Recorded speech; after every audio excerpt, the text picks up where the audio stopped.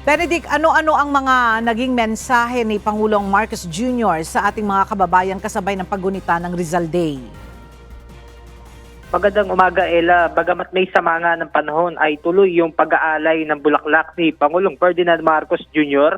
kasama ang first family sa bantayog ng ating pambansang bayani na si Gat Jose Rizal sa Luneta Park kanina.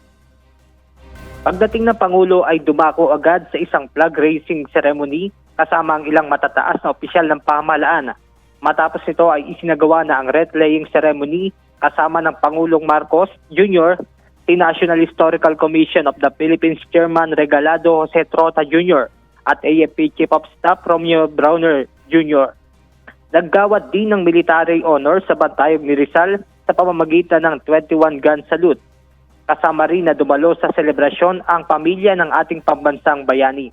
Sa isang pahayag, nanawagan ang Pangulo sa mga Pilipino na talikuran ang pagiging mapagmataas at makiisa sa gawa ni Rizal, gaya ng pagmamahal sa bansa, dedikasyon sa katotohanan at pangako ng pagpapabuti ng mga tao.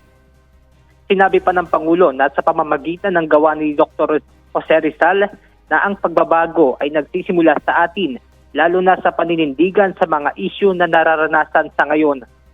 Ayon pa kay PBBM, kahit nasaan mang sektor, magkaroon anya tayo ng desisyon na tumayo bilang isang maningning at matatag na bansa. At yan muna ang ating update. Balik sa iyo dyan, Ella. Maraming salamat, Benedict Samson.